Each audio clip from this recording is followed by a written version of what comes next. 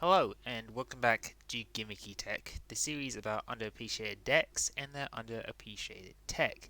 And this time, we're going to be doing something a little more recent. I normally would avoid newer stuff since they haven't had enough time in the wild to garner its audience yet, but I usually like to make an exception for decks that are either convey enough of a strategy for me, well, to explore them, I guess, to use that sort of term, or they may have a bad reputation despite being, well, quite young. And in the case of Security Force, it's the latter, unfortunately. I can understand writing off the, well, decks like Warlock early, but Security Force didn't deserve it. I generally think the deck had, well, promise, and I think people are writing them off because, column mechanics. But there's been decks that done the mechanic, well, justice, like Magical Musketeers and Mech Knights, although, to be fair, I have heard some more viable arguments about why the deck's shit, which we will get to, because I do sort of agree with them on those points. Anyway, my goal today is to explain why Security Force is more competent than people will give it, even if it needs a lineup of generic stun cards to help it out. So let's start with the history.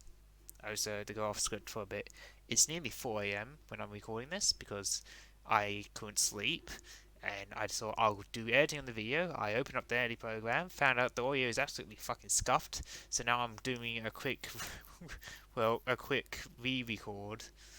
So hopefully this audio won't be scuffed, so I don't need to re-record it for the third time, because frankly, I just want this video to be done before the next league patch is out. So let's just move on. Is it really important to cover the history when the deck is barely a year old? All there is to talk about is the fact its first wave came out in Blazing Vortex in February 2021, and its second wave arrived 4 months later in Lightning Overdrive.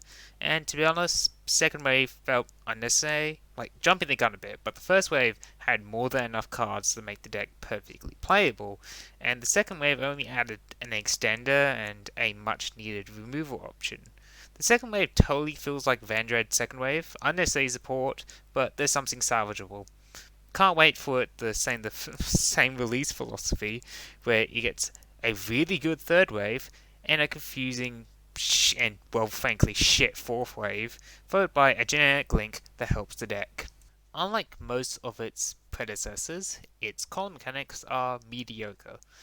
Unlike Magibullet, to use their much cooler OCG name, who generated value through using back row in their columns and was supported by a solid lineup of back row cards, and Mech Knights, who summoned big beat sticks of your ability to play around columns, Security Force only controls the board, and quite weakly at that. It can at least lock down 2 link columns with a 2 card combo, but that's about it. It really relies on back row to make up for its lacking, and its archetypal back row is, well, oh so lacking. It's suffering from a serious case of I'm a main set archetype who got our support split across multiple sets, except Konami got to release the rest of the cards, and they don't seem to plan to release, well, the rest of those cards. We had 2 main set releases after this last wave release, and not gonna lie, I don't think we will be seeing support for this archetype in, well, the upcoming set either. While Warlock flopped hard, Konami had a real reason to just give it more support because, frankly, it did suck shit. Security Force, on the other hand, may have flopped hard, but it didn't flop hard enough, in my opinion, for Konami to give it support. It's a perfectly mediocre archetype with not many players, so they aren't going to support it, which is a shame, because this is literally one of my favourite decks now. It's one of the few decks I own in real life, because yes, it's a mediocre strategy, but it's a control deck with flexible tech options and cool artwork. Of course I'm going to play it, because I'm a mash. I like interesting decks. Anyway, let's talk about the cards now. Let's start with the 2 playmakers Rapper Chiyomaru and Edge Razor, mandatory 3-offs. Rapper lets you banish a security force from hand to bounce it back to the hand and summon a security force from the deck, and Edge Razor lets you live on the edge. I'm not apologizing for that one. And summon a security force from hand on normal or special summon. Perfectly serviceable effects, but what really matters is the column effects, and it's, Well, a day and night difference. Vapor locks your opponent into attacking the security force monster in that column that they share, and Edge stops your opponent from using the monsters from Link 3 or higher summons. Vapor is the better one, by the way. Yeah, Edge has the more potent effect, but it only really works against decks that want to use those Link 3s. Vapor's effect isn't as potent, but it works well with the field spell, so it's kind of disappointing, but it's still going to be overall more useful in other situations. Both are mandatory for yours regardless, so just don't skip out on these guys. Focusing on the proper stun options in quotation marks, Palutena and Gravitino. Gravitino searches on summon and turns security force columns into mini dimensional fissures, and Palutena summons banished security force monsters and make monsters lose 600 attack for sharing a column with your monsters. Gravitino's column effect is the most competent one of the lot, unfortunately, because believe it or not, forcing your opponent to banish the cards can be a threat. And by the way, unlike Dimensional Fissure, this works with cards that leave the field, just not going to the graveyard. So it also fucks up with bouncing and does have synergy with a trap which we will get to later. Anyway, Palatino is, well, mediocre but necessary for board building due to a very basic 2-card combo, which I'm going to put up in poorly edited visual graphics right now. So step 1 is summon Vapor, followed by banishing Gravitino as cost from hand for Vapor's effect. Summon Palutena from deck, who in return summons Gravitino for search. It's a very basic 2-card combo that lets you lock down both link columns, and if you have a Palutena in hand, you could just summon an Edge with Vapor's effect instead, and fill up 3 columns and set up their boss monster. I personally run Palutena at 2 and Gravitino at 3, but 3 Palutena is also perfectly fine. Moving into the next two options that are perfectly okay, Dog Tag and Orphist, and these are a constant reminder of what the deck could have been if Konami wasn't afraid to, make them good. Orphist gives you monster removal, provided that you can pay the cost of banishing a security force from hand, and they activate that monster's effect, while also making sure your opponent can't target their cards. Removal is alright despite the activation conditions, but the column effect is the real sleeper effect here. Like, stopping your opponent from targeting their own cards sounds dumb, but this means they can't interact with those monsters without non-targeting effects. This cogs over equipped decks that want to pop their own shit, or decks that want to bounce their own shit, or really anything else that I probably can't think of right now because it's 4 o'clock in the morning. Fuck. But yeah, this is a really strong effect, but unfortunately I would still probably side him, so it really just depends on how you build him. As for Dog Tag, he's a 2 off. Being able to summon him from hand when your opponent summons is good, because that's an instant column lockdown, but his column effect is, and you're gonna have to forgive me for this pun, dog shit. Like, his common effect makes sure your opponent can't activate their monster effects during your turn. Keywords, during your turn. Okay, you're safe during your turn, but fuck, I guess your opponent can go all ham on your board during your turn. Well, I meant their turn. Fuck. Um, it protects you from onboard interruptions during your combo, but the fact it doesn't work during your turn hurts. I get it. It would be too overpowered, but they could have just made it so it reads like your monsters are immune to targeted effects from monsters in security force columns or something like that. Far more proactive without being too broken. As it stands, is a 2 off if you want to effectively run more copies of the quick play in your deck. You may also notice I stumbled a lot over my words there, more than normal. This is why you don't record at 4 o'clock in the morning. Here's Professor Digamma. Have you read its effect?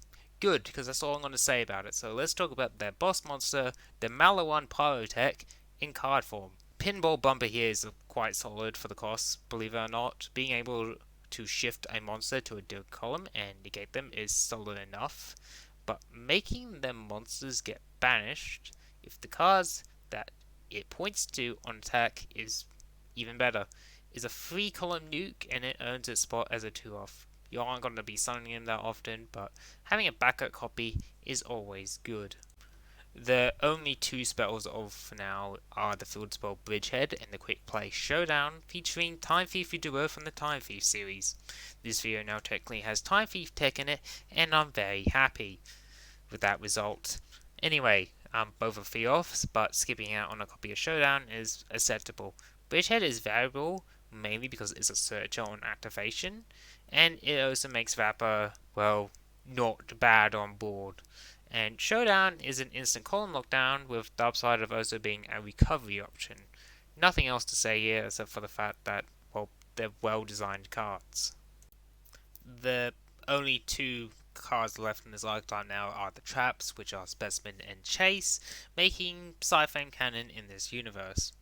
Actually, fun fact, Security Force was teased all the way back in the original Sci-Flame release in Winged Raiders, I think that's the name of the set, via, well, Driver's flavor text. I bet you didn't know that very well known fact that's been shouted everywhere over YouTube at all. Anyway, both are solid 3-offs on the basis they are highly searchable, even if I skim out on a copy of Chase in my own list. Chase lets you bounce monsters based on how many Security Force monsters you have on the board, which actually turns into banish resources with Gravitino. That's the synergy there that I was talking about earlier. Specimen, on the other hand, lets you special summon monsters from your graveyard or banish them to columns used by your opponent's monsters, which is alright. I mean, it's good already. But it also has graveyard effects, with Specimen providing column shifting and Chase fulfilling resource costs. Specimen is a little lackluster due to the amount of column summoning we've already got, and by that I mean the 2 options. Moving cards is niche, but hey, it's better than what Psychic Conductor, I think that's the name. It's probably something fucking different. And, well, Chase cost replacement looks good on paper, but at best you're going to be using it for Orifice effect. Like I said, good 3-offs for their on-field effects, but skimming on a copy for either is also a good option. Going through these cards really made me realize how situational they are. In fact, it feels like I was reviewing animal couples going onto Noah's Ark, because there's a lot of case of 2 cards sharing similar effects. You want to summon the cards from your hand during your opponent's turn? We got 2 cards for that job specifically. Combo stars? We got 2 offs of that too. What about cards that special summon through back throw?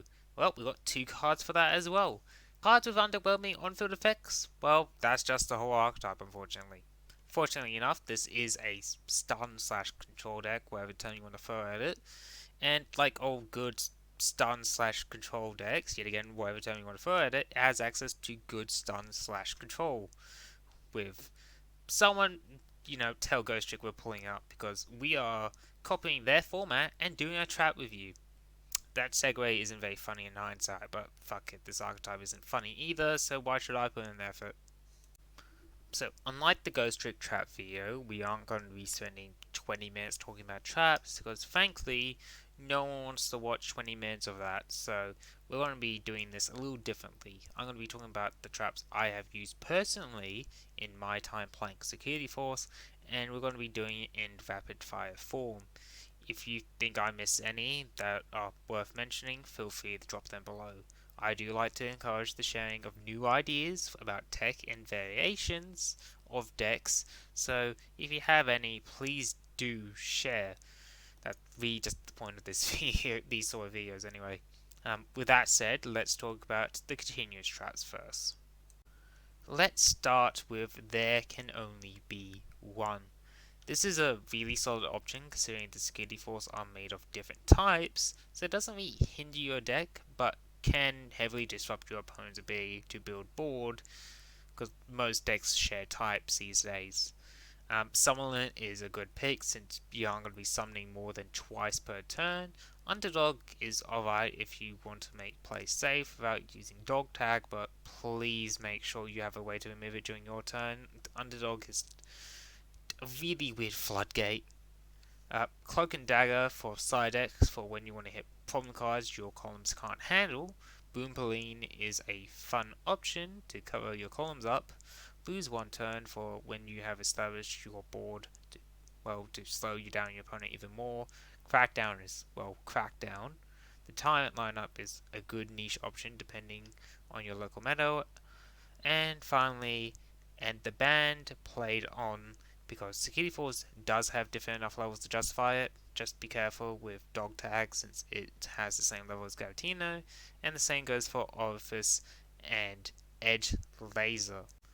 Moving on to normal traps, Bottomless, Gravedigger, and Floodgate Trap Hole get my recommendations here because, well, they're all very good at disrupting, especially Floodgate.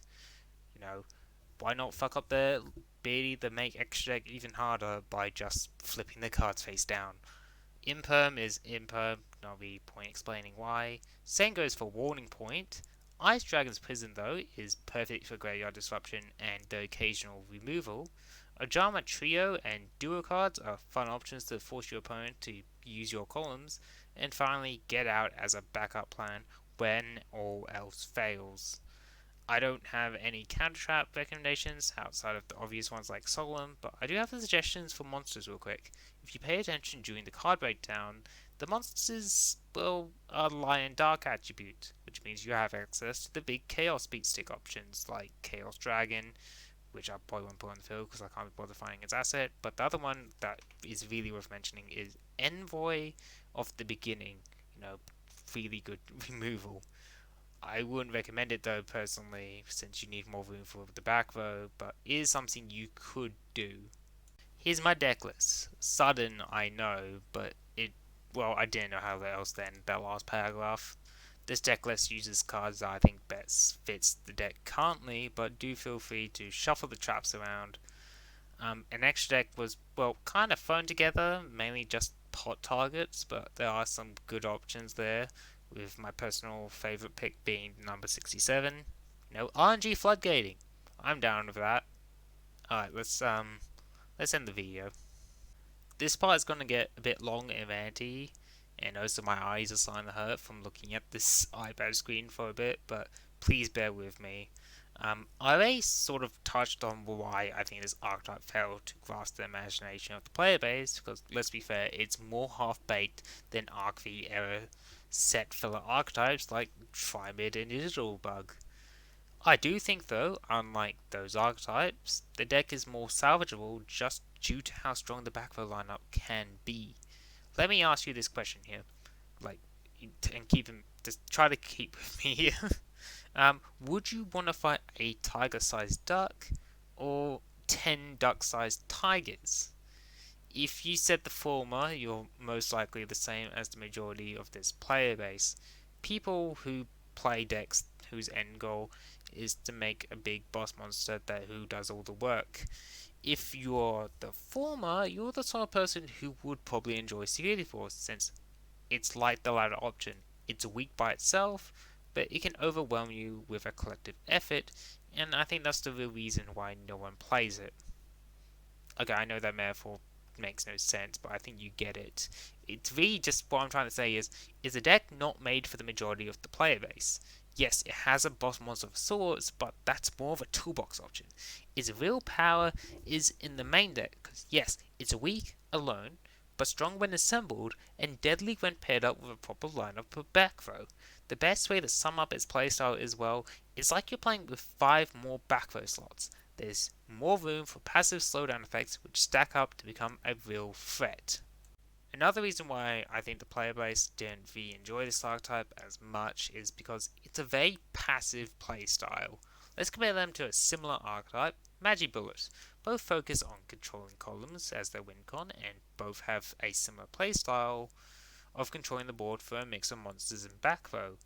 Unlike Magibullet though, who tries to achieve the same thing but with more proactive effects, the Security Force tries to achieve its win con through passiveness, and most people don't like playing passively. In fact, most people don't like playing against decks who do play passive.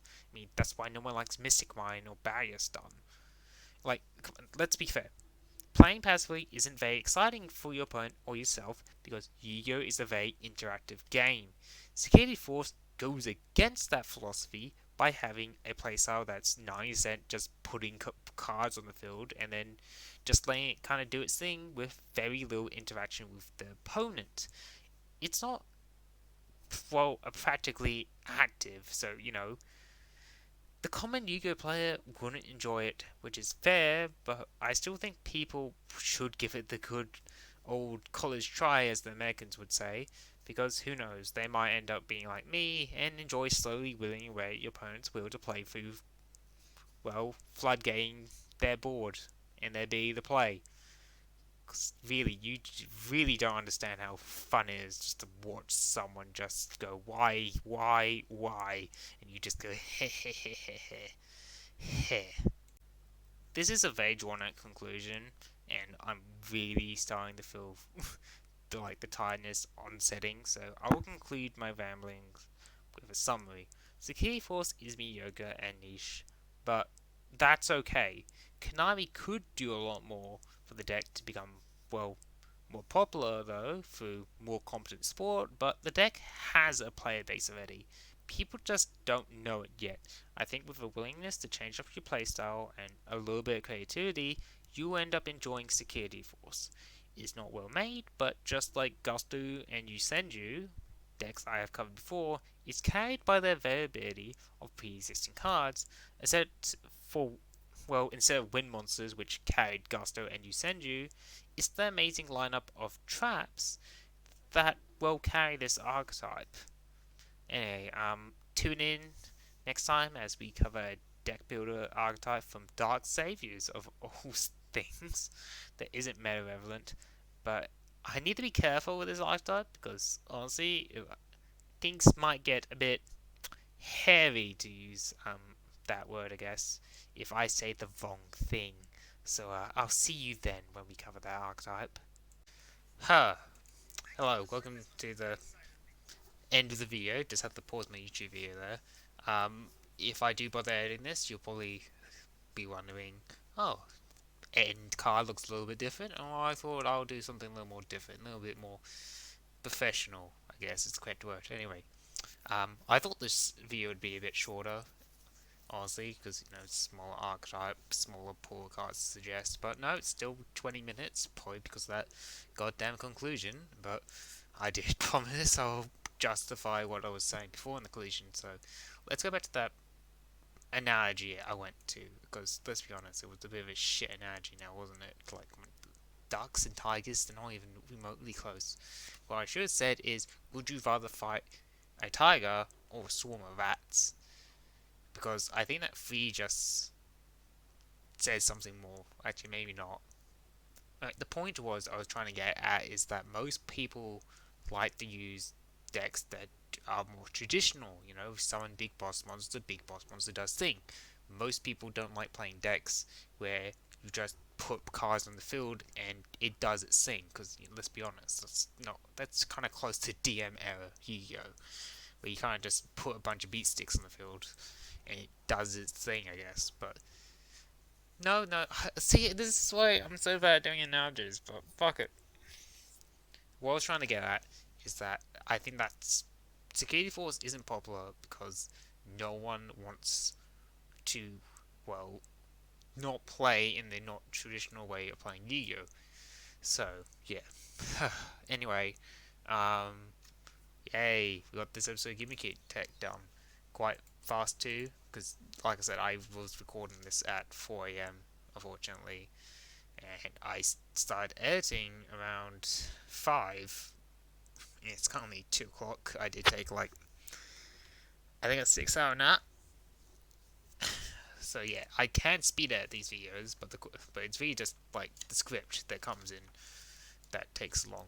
So yeah, if you're wondering, oh, why do you take so long to get these videos out, despite having such a quick turnover? Well, that's why I put a lot of effort into my writing, and yeah. But anyway, next 2 videos are gonna be league montages. Why? Because I wanted to make them. Yeah, and also the video's gonna be there to fill in time while I wait for Ethan to contribute his part of my big project. So I hope you're gonna be tuning in for that. As for The next video, well, if you didn't get by the fact that I emphasize the word hairy, we're going to be talking about that archetype. Uh, and then after that, I do want to go and talk about light sworns, because there's a lot of interesting self-mill cards in the game that could be worth mentioning in that sort of video. But anyway, I'm going to end this here because I don't want to create too much editing work for me. So hopefully next time I see you, it will be with that archetype. But also hopefully it will be after the release of my big project. So, see you then.